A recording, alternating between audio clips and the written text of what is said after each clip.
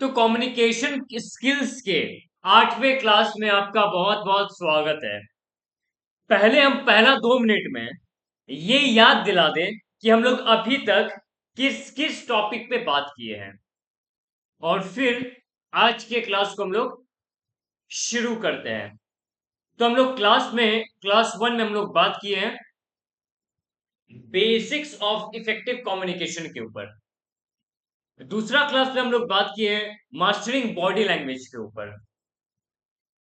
तीसरा क्लास में हम लोग बात किए हैं बिल्डिंग स्ट्रॉन्ग स्पीकिंग स्किल्स के ऊपर। हाँ, चौथा क्लास में हम लोग बात किए हैं developing writing skills for clarity.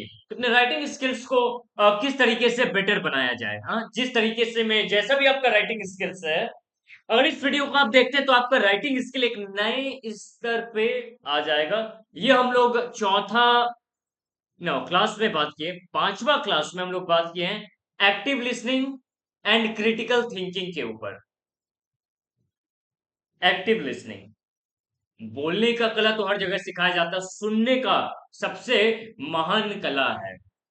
और सुनना एक ऐसा कला है जो आपको आम आदमी से खास आदमी बनाने का यात्रा और सामर्थ्य रखता है। ये एक्टिव लिसनिंग। छठा क्लास में हम लोग बात किए हैं हम लोग voice modulation and speaking confidence के ऊपर। सातवां क्लास में, जो कि आखिरी क्लास था, हम लोग बात किए परसुएसिव कम्युनिकेशन एंड नेगोशिएशन के ऊपर। आज है हम लोग का 8वां क्लास। 8वां क्लास, 9वां और 10वां, और 3 क्लास आपको मिलने वाला है जैसा कि अपना बात हुआ। 8वां क्लास में हम लोग लेने वाले तो कुछ और थे, लेकिन बीच में हम थोड़ा सा प्लान को चेंज कर दिया आप लोगों के लिए। वैसे 8वां क्लास में हम लेने वाले थे ये topic, email and business communication mastery. लेकिन फिर बाद में हमको ऐसा महसूस हुआ कि ये टॉपिक शायद हर किसी के लिए ना हो। जो लोग जॉब कर रहे हैं उनके लिए तो ठीक है, लेकिन जितने भी स्टूडेंट हैं उनके लिए बहुत ज्यादा रेलिवेंट नहीं है। इसलिए इस टॉपिक को हम लोग बदल दिए हैं। तो 8वां क्लास में ये ना लेकर के आज ही 8वां क्लास में हम लेने वाले हैं ये public speaking and overcoming fear. ये होने वाला था 9वां क्लास में, उससे मैटर नहीं करता है। सिर्फ ये फोकस करो कि 8वां क्लास जो आज है, आज के क्लास में क्या होने वाला है, public speaking and overcoming fear. I hope this is clear to you.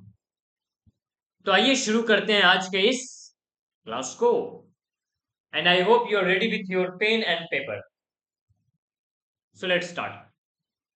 आज के क्लास का गोल है build confidence for speaking in front of an audience. की ऑडियंस के सामने अपने कॉन्फिडेंस को कैसे बिल्ड करें, आप क्या बोलते हैं से ज्यादा इंपॉर्टेंट, ज्यादा प्रभावशाली ये है कि आप उस बातों को किस तरीके से बोलते हैं। ये इंपॉर्टेंट तो है कि आप क्या बोल रहे हैं, लेकिन उससे ज्यादा इंपॉर्टेंट ये हो जाता है कि आप उससे लोगों को क्या महसूस करवा रहे हैं। हाँ, क्या महसूस करवा रहे हैं, ये ज्यादा इंपॉर्टेंट होता है। और इस चीज को महसूस करवाने के लिए जो सबसे बड़ा टूल होता है वो होता है कॉन्फिडेंस, जो आज के क्लास का गोल है। तो आइए अब हम लोग बात करते हैं इसके कॉन्सेप्ट के ऊपर।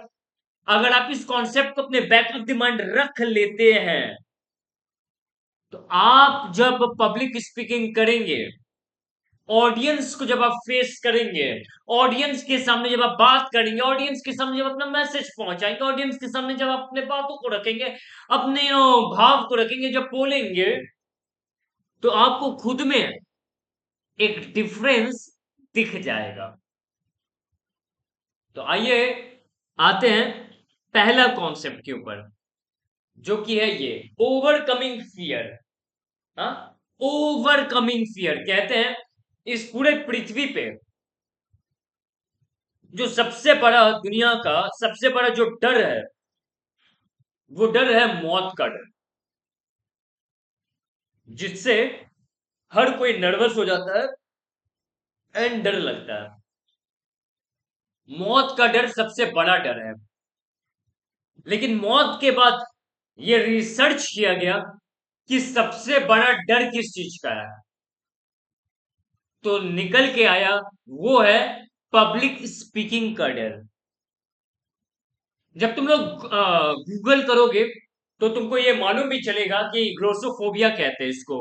ये दुनिया का सब मौत के बाद दूसरा सबसे बड़ा डर है, कि लोगों को हैंडल करने का डर। हाँ, लोगों के सामने आने का डर, लोगों को नर्वस आ जाता है, नर्वस से हो जाते हैं,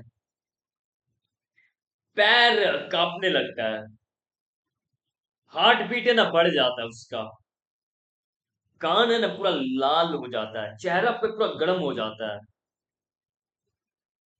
हार्ट बीट इतना तेज हो जाता है ना कि सीधा कान तक इसका आवाज पहुंचता है।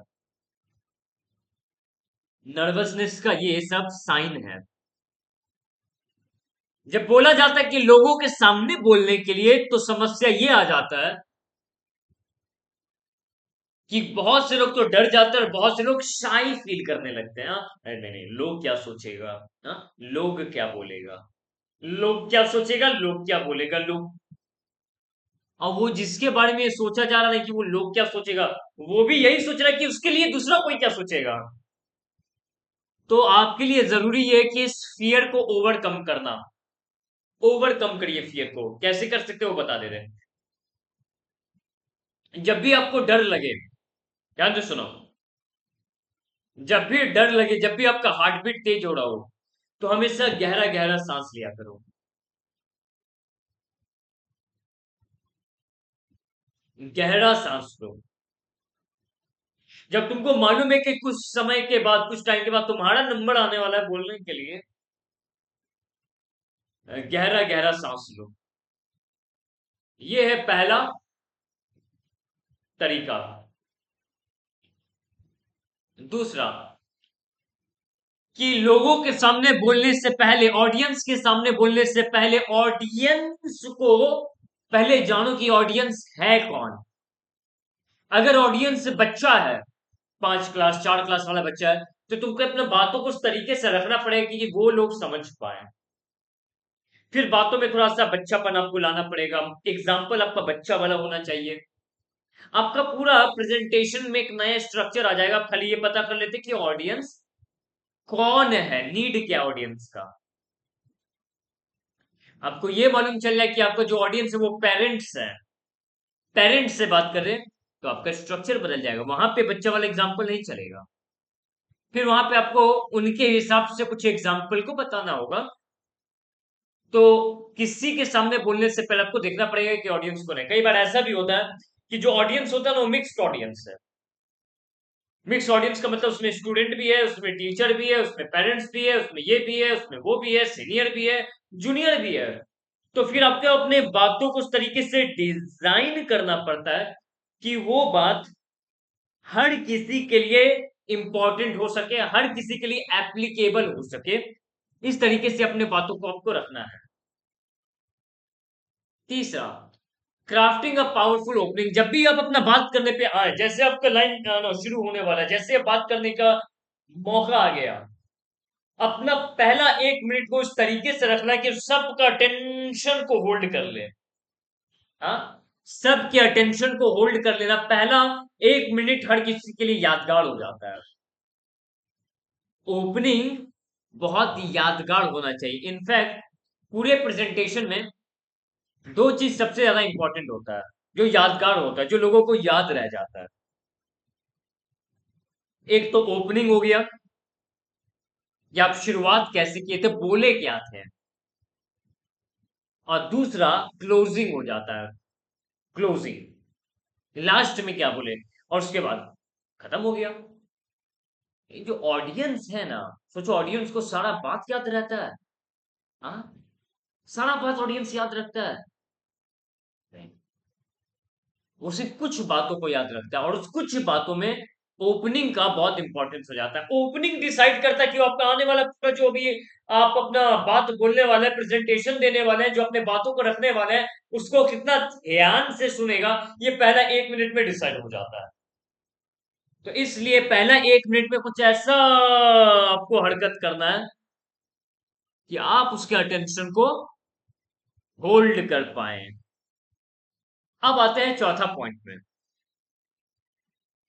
चौथा पॉइंट है स्ट्रक्चरिंग स्पीच, जो कि मोस्ट इंपॉर्टेंट है।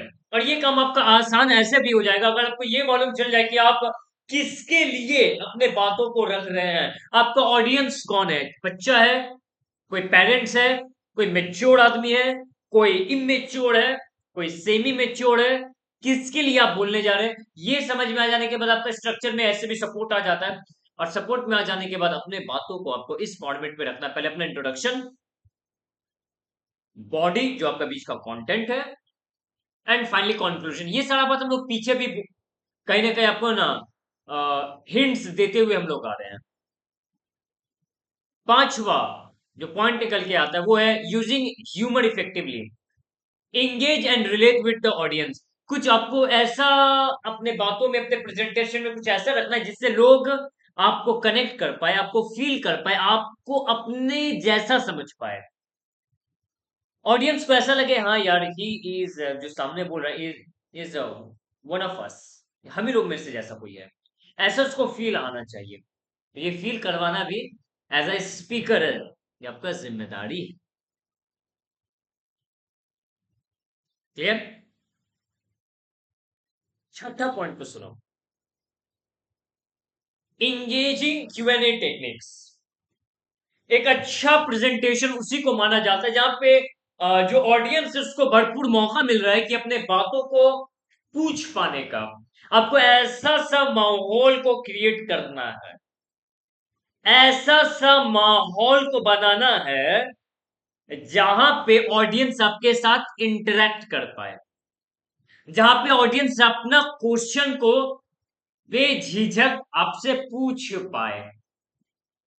ऐसा माहौल बनाने का जिम्मेदारी आपका है कि ऑडियंस को इनकरेज करना अपना क्वेश्चन पूछने के लिए। एक बात याद रखो, जब ऑडियंस अपना क्वेश्चन तुमसे पूछने लगेगा ना, जब ऑडियंस अपना क्वेश्चन तुमसे पूछने लगे तो समझ जाना ऑडियंस तुमसे कनेक्ट हो रहा है। जब ऑडियंस अपना क्वेश्चन तुमसे पूछने लग जाए तो समझ लेना कि ऑडियंस तुमसे कनेक्ट हो रहा है। छठा पॉइंट्स। सातवां पॉइंट्स, हैंडलिंग अनएक्सपेक्टेड सिचुएशन। ऐसा होता है और ऐसा हो सकता है और ऐसा होता रहेगा कि आपके जब आप अपने बातों को रख रहे हैं, कुछ बड़े स्टेज पे आप पहुंच गए या बहुत लोगों के सामने जब अपने बातों को रखेंगे तो लोग आपका मजाक उड़ाएंगे, आपके बातों पे हंसेंगे, आपके छोटे से गलती को बहुत खींच के बड़ा बना देंगे, आपको नर्वस करने का कोशिश करेंगे, आपसे ऊट पटांग सवाल पूछा जाएगा, ऐसा क्वेश्चन पूछा जाएगा जिससे लोग आपको, आपके नॉलेज को जज करेंगे, आपको उपहास करेंगे, ऊट पटांग भी बोलेंगे। ऐसा सा सिचुएशन में, ऐसा सिचुएशन में बहुत इंपॉर्टेंट हो जाता है कि इस तरह के प्रेशर को आप बहुत ही काम माइंड के साथ, बहुत ही रिलैक्स माइंड के साथ आप इस प्रेशर को अच्छे से डील करें। ऐसा ना हो जाए कि किसी ऑडियंस के बोलने पे, किसी ऑडियंस के नो ऊट पटांग क्वेश्चन पे आपका पारा इतना हाई हो गया कि आप अपने स्पीकर के लहजे से, मर्यादा से बाहर निकल करके उसको ऊट पटांग बात करना शुरू कर दिए, जवाब देना शुरू कर दिए। उसका कुछ जाएगा नहीं और आपका कुछ बचेगा नहीं। तो जरूरी है कि जब भी ऐसा ऐसा तरह का प्रेशर वाला क्वेश्चन आ जाए, प्रेशर वाला सिचुएशन बन जाए which you don't like it, तो उस सिचुएशन में बहुत ही दिमाग को कूल रख करके, हाँ दिमाग को बहुत ज्यादा काम रख करके, कूल रख करके आप चीजों को हैंडल करेंगे।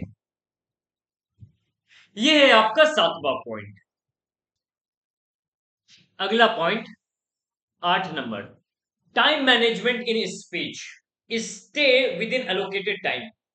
बहुत से धूड़ स्पीकर ऐसे होते हैं जो अपने भावना में चले जाते हैं, चले जाते हैं, बोलते जाते हैं, बोलते जाते हैं, उनको लगता है कि हम बहुत इंजॉय कर रहे हैं अपने बातों को, हमको बोलने में अच्छा लग रहा, तो इसका मतलब है सामने वालों को सुनने में अच्छा लग रहा, जबकि ये भ्रम में है। ऐसा नहीं होता है।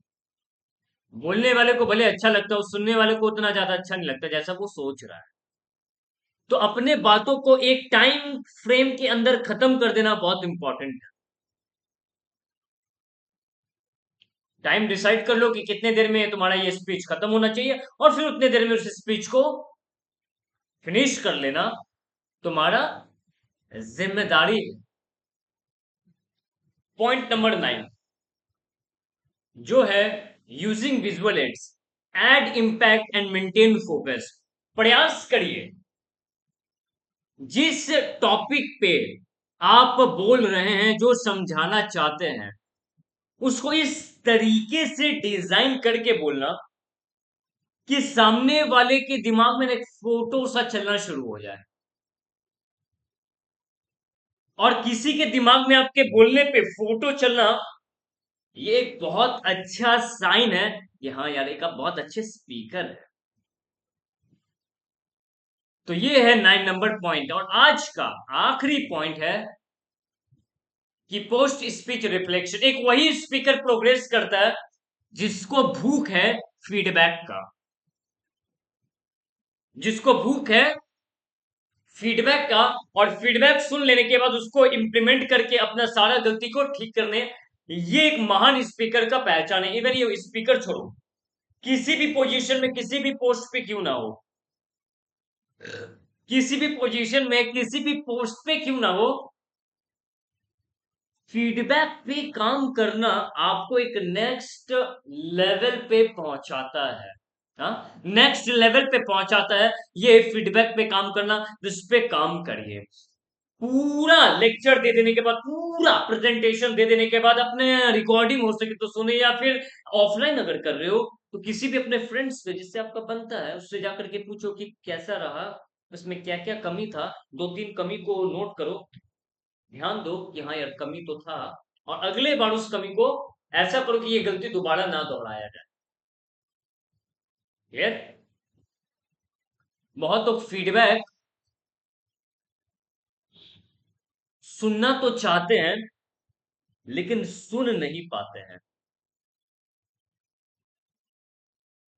सुनना तो चाहते हैं, सुन नहीं पाते हैं। मतलब क्या हुआ? मतलब ये हुआ कि उनका इच्छा तो है कि कोई हमको फीडबैक पूछेंगे और सामने वाला फीडबैक दे देगा, इच्छा तो है, लेकिन जब कोई फीडबैक देता है ना,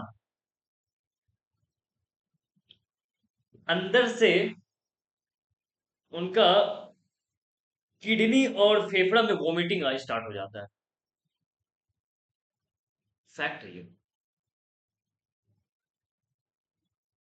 सुनना तो चाहते हैं, सुन नहीं पाते, इसका मतलब ये हो गया कि फीडबैक तो सामने वाला से सुन रहा है, लेकिन उस पर इंप्लीमेंट करने में उसका एक अपना घमंड है, अपना कि नहीं यार, उसके पास अपना रीजन है कि क्यों ये फीडबैक को अप्लाई नहीं करेगा, उसके पास सॉलिड रीजन है। और हम तो यही बोलते हैं, या तो रीजन को चुन लो या फिर रिजल्ट को चुन लो। अगर आप रिजल्ट को चुनते हैं तो फीडबैक को चुनिए, फीडबैक को चुनिए। आज फीडबैक आप चुनिए, रिजल्ट आपको चुन लेगा। 10वां number point. Hope this is clear to you. अब हम लोग आते हैं अपने हमेशा की तरह, जो कि मेरा आदत है, अपना एक्शन प्लान बताने का। 3 एक्शन प्लान है आपके लिए। पहला एक्शन प्लान वो ये है जो हर बार की तरह दिया जा रहा है, जो कि सबसे ज्यादा पावरफुल है, जिसके साथ कॉम्प्रोमाइज नहीं किया जा सकता है। 2 minutes challenge. 2 minutes challenge. Random topic लीजिए, लीजिए, मार्कर, और दिस मोबाइल फोन और दिस बोतल, कुछ भी लीजिए।